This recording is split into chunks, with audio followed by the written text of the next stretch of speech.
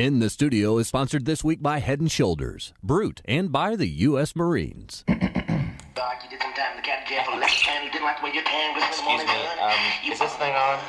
Whoa. Yeah. Excuse me. You're welcome. Guitar up. 1, Turn 2, that guitar 3. up.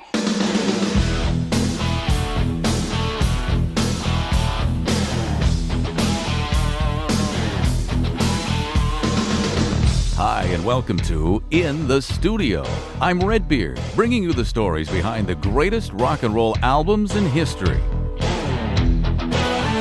Today, we'll go in the studio with the progressive rock band that scorned the accepted rules of the day to score a top 3 album that contained only 3 songs. Close to the end, down by the river. Seasons will pass you by. Get up, get down. I think there was a unified feeling about doing Close to the Edge that was a moment in time. It never happened again and never will happen again the way that happened. It was the weather, it was London, it was Advision Studios, it was the atmosphere. It was a collective knowledge that we were embarking on something a little bit new, a little bit uncharted territory. And I think that's one of the things that make Close to the Edge as perennial as it is. Hello, this is John Anderson of Yes. Hi, this is Rick Wakeman of Yes. Hello, this is Bill Bruford of Yes. And this is Steve Howe of Yes, and you're in the studio for the 1972 Close to the Edge experience. For the first dozen years of rock and roll, it was generally accepted that pop songs should be no longer than 3.5 minutes. Anything beyond that, it was believed, would be lost on the short attention span of the record-buying public. But in the late 60s, a few years after the initial British invasion, a second wave of English rock bands challenged this standard. The simple rule of this new movement, dubbed art rock or progressive rock, was that there were no rules. By 1972, Yes was at the apex of this avant-garde movement. Melding their unbelievably diverse influences, Yes of the early 70s created a unique style that has been best described as sound painting.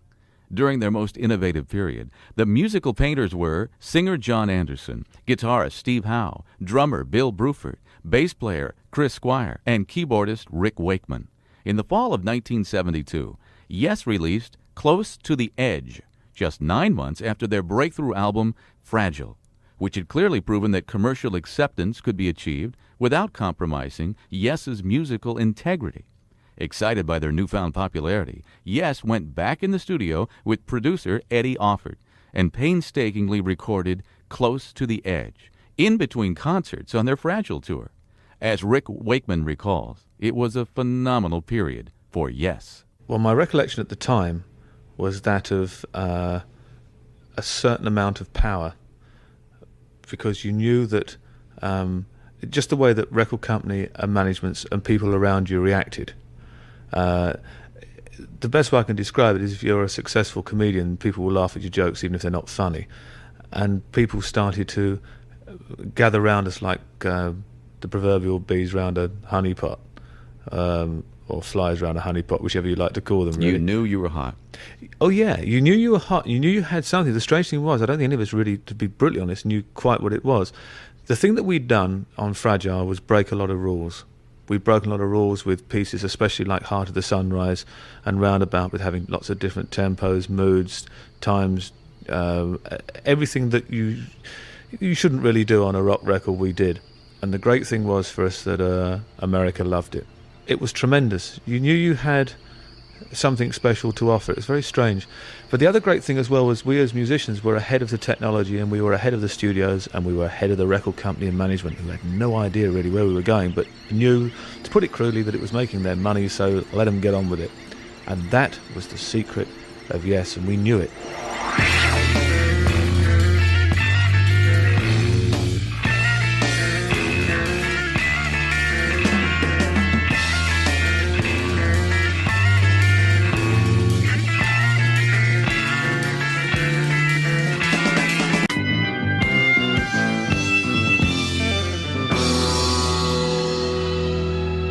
The classic with Close to the Edge was we came in one day and we'd recorded the whole of the last section, which had to be all tagged on to what was already in existence, which was basically after the big organ solo and all the various bits and pieces.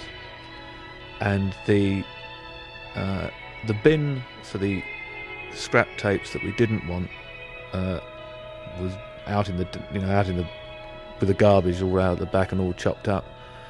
And Eddie had taken the piece that he thought was the right piece and put it on, and it was the wrong piece. And the interesting thing was, it was the best performance, but there was an incredible sound change. I mean, a real phenomenal sound change, which was mainly caused through the echo that had been used on the mix. And we all listened to it and looked at each other, and there was nothing we could do about it, short of going in and starting recording again. But the odds of getting the same sounds that we had to match on, I mean, it was an impossibility. So that stayed.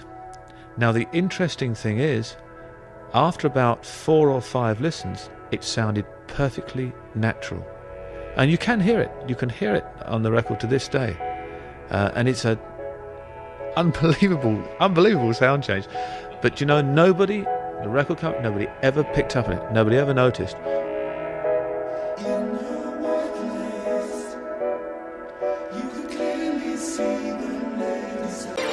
There was an interesting thing about a lot of the music at that time, and it shows up now, that the music, pieces like And You and I, Close to the Edge, were bigger than the band. They were more important than the band or any individual. They were more powerful than the band. There are certain pieces of Yes music that are in control of you rather than you being in control of it, and You and I is undoubtedly one of them. Close to the Edge for me is another, and Awaken is another. So it's amazing to have 2 such pieces on one album. That's the title track of Yes's 1972 release, Close to the Edge. Up next, we'll find out what inspired the lyrics to that incredible piece of music. I'm Redbeard, and you're in the studio with Yes, Close to the Edge. What's a plaque mouth? A plaque mouth is a lonely mouth. Get close up any plaque formula. Not a plaque mouth. Welcome back in the studio. I'm Steve Howe of Yes with Redbeard. Thank you, Steve. You know, these days it's quite common for record companies and management to frequently visit rock bands in the studio, offering advice and suggestions. But as John Anderson and Rick Wakeman remember it, one of the reasons Yes was able to be experimental and adventurous with Close to the Edge was because during the whole recording process, Yes's record label left them virtually alone. Close to the Edge, the record company didn't come near nobody came near so Phil the studio. Phil came down a couple of times, but they had no idea what was they going had on. no idea how long we were doing this piece of music, what did it all mean, And You and I, and True and things like that. Very funny, actually. It was just a remarkable time of freedom. The interesting thing that we aspired to at that time was to create music that hadn't been thought of before, music that hadn't been heard before. It wasn't any retro anything. It was based on our collective talents, using a spiritual theme, because Close to the Edge is close to the edge of realization, of self-realization. That's what the theme was all about. It was all based on a book that I had read called Siddhartha from Hermann Hesse. So there we were on the edge of learning about our potential as artists, as musicians, in order to, jump into a new world of music. And that's what Close to the Edge was all about. And it did push us in a direct fashion into the limelight of, one could say, total progressive music, to the point that today we can perform nearly 20 years later, And You and I, and it still, in fact, now has more power than it ever had. Yeah.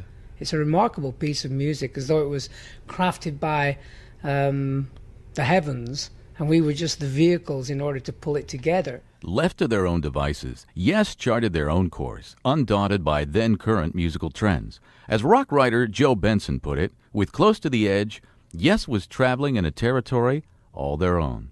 Supremely confident that their fans were up to the musical journey and lasting as long as an entire side of an album, Yes challenged their audience to accompany them. Their confidence did not go unrewarded. Within a month of its release, Close to the Edge hit number 3 on the American album charts, the highest position ever attained by Yes. Clearly, in 1972, Yes was way ahead of their time. Here's Rick Wakeman. And the great thing is, if you stay way ahead of the game, then to a certain extent the people around you are frightened and will let you carry on.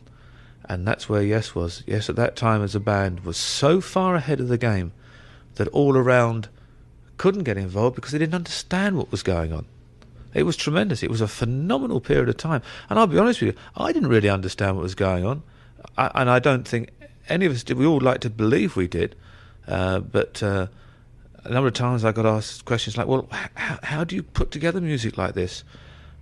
And the best you could come up with is, well, it's a catalytic element. Music is the catalytic element of 5 completely different characters that all happen to be put together to work musically, with different ideas, different upbringings, different musical backgrounds, all capable of playing, and the music ends up as the catalytic element.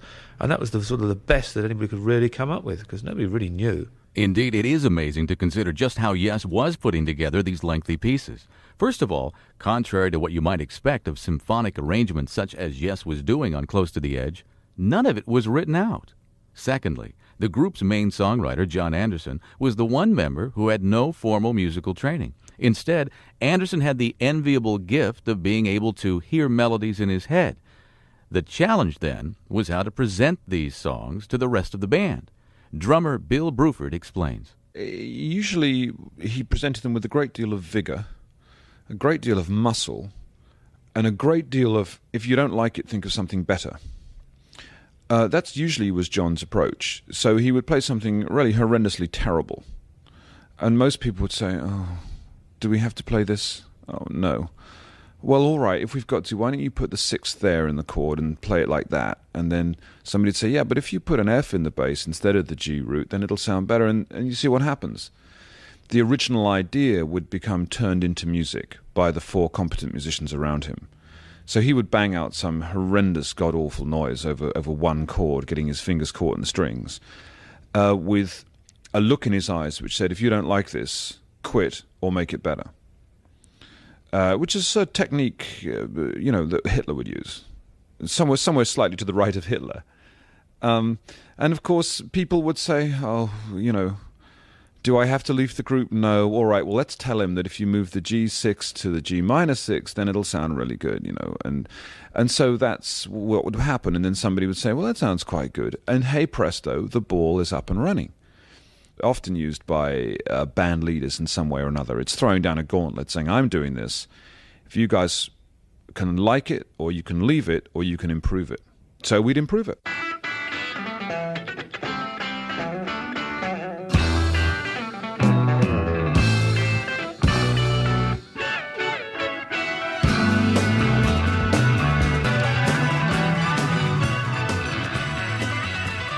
From Close to the Edge, that's Yes, with the enigmatic titled Siberian Katru. When we come back, we'll get the inside scoop on how Yes arranged their incredibly complex music in the early 70s. I'm Redbeard, and you're in the studio with Yes for Close to the Edge. What's a plaque mouth? A plaque mouth is a lonely mouth. Welcome back to In the Studio. This week we're discussing Close to the Edge. I'm Rick Wakeman, and now back to Redbeard. Thank you, Rick. As I mentioned earlier, Yes did not score their musical arrangements ahead of time. Instead, Chris Squire, John Anderson, Steve Howe, Rick Wakeman, and Bill Bruford would sit around banging it out one chord at a time. Can you imagine how tedious this process would get in putting together a 10-minute tune like And You and I? That a band like Yes was making music in this way astounds me. However, Bill Bruford says it shouldn't. What should astound you is the sheer lunacy of trying to attempt such a thing. And if, of course, we'd known how horrible it was going to be, we would never have done it. But it's like 5 guys trying to write a novel at the same time. One guy has a good beginning, and the second guy has quite a good middle, and the third guy thinks he knows what the ending is, but the fourth guy doesn't like the middle, and he doesn't like the way the middle goes towards the ending. And the second guy, who used to like the third section, has changed his mind and now likes the first section. You see what I mean? It's obviously a nightmare. And very sensibly, people now don't have the time or inclination to work at music that way. So it was a very unusual way to do it. Yes, guitarist Steve Howe. But I remember the sort of chaos that we were in within You and I. We had this song before we knew what happened after da da da da da da da. You know, 3 of those.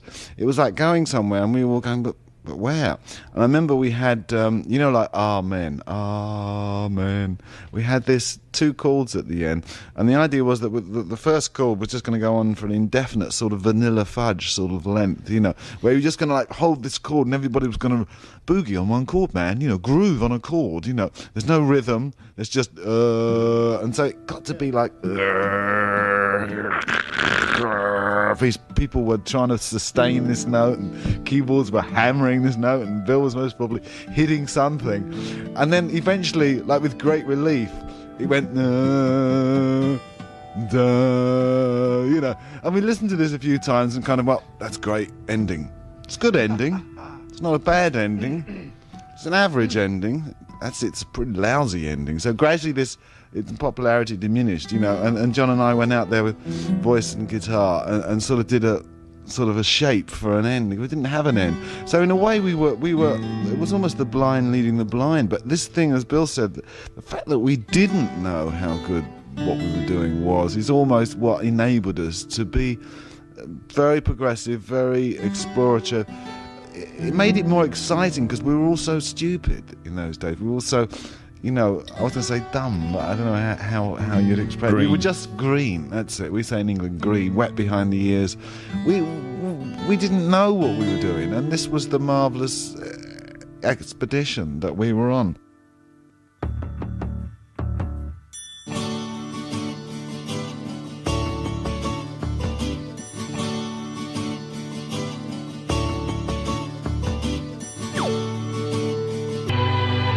It was torture. None of us, these arrangements weren't written, so and they weren't really composed, so that we all sat in a rehearsal room and said, well, let's have a G after the G sharp, and every instrument was up for a democratic election, you know, and everybody had to run an election campaign on every issue, and it was horrible. I mean, it was incredibly unpleasant and unbelievably hard work, and Squire was always late, of course, to every rehearsal. And after about 2 months of this. Yeah, months. I mean, we months. used to do this for as punishment. It was unbelievable punishment, and people say, why Bill? To me, Bill, why you know, didn't you do another one? I mean, do you understand why I didn't do another one? I wasn't going to go through that again. It was horrible. It was torture. But there again, we were on the cusp, or the scent of something bigger than Yes had ever been before, which was the scale of the music in Close to the Edge. Coming quickly to terms of all expression made, emotion revealed as the ocean made, as the movement regained and regarded both the same. Oh, complete in the sight of seasoned life with you.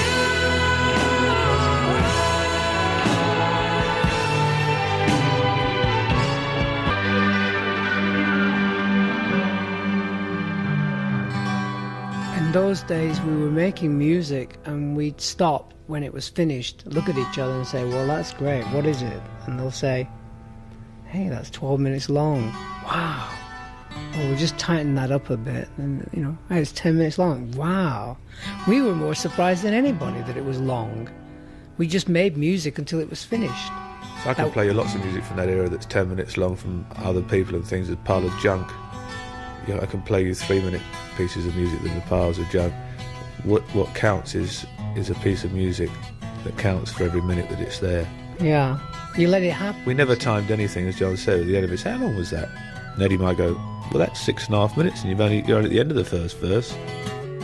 Sat preacher nailed upon the colored door of time.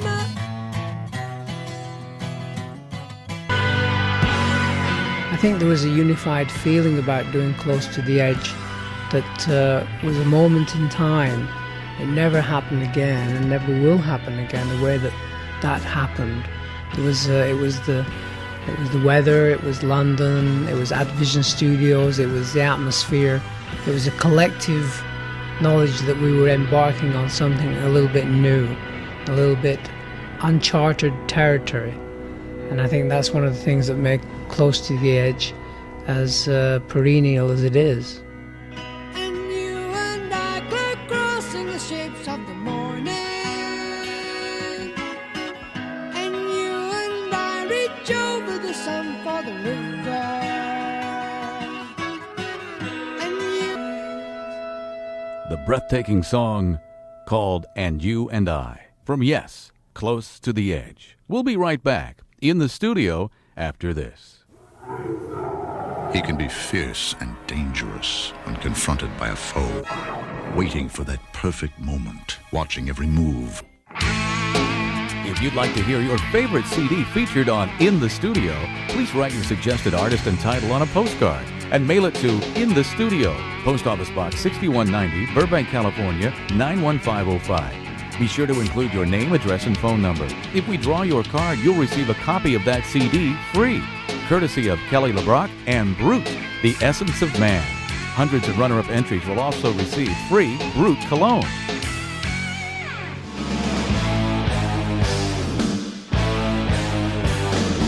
This is Redbeard, and I'd like to thank John Anderson, Bill Bruford, Steve Howe, and Rick Wakeman of Yes for taking us so close to the edge. And diehard Yes fans will be happy to know that Yes Years, the definitive 4-CD Yes box set, has now been released. Special thanks to Alex Scott of East End Management and to Malcolm Craggs. You can write to us in the studio at Post Office Box 6190, Burbank, California, 91510. In the Studio is a Bullet production produced by yours truly, Redbeard, and Jim Nelson. Written by Jim Nelson. Production assistance and editing by Digital Master Rick R.J. Lane. The executive producer of In the Studio is Stephen R. Smith.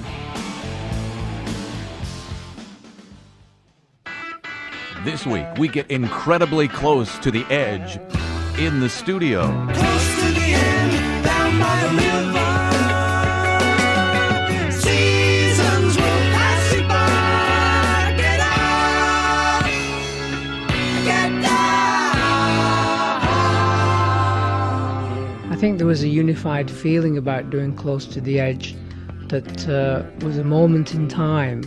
It never happened again and never will happen again the way that happened. It was the weather, it was London, it was Advision Studios, it was the atmosphere. It was a collective knowledge that we were embarking on something a little bit new, a little bit uncharted territory. And I think that's one of the things that make Close to the Edge as perennial as it is. Hello, this is John Anderson of Yes. Hi, this is Rick Wakeman of Yes. Hello, this is Bill Bruford of Yes. And this is Steve Howe of Yes, and you're in the studio for the 1972 Close to the Edge experience.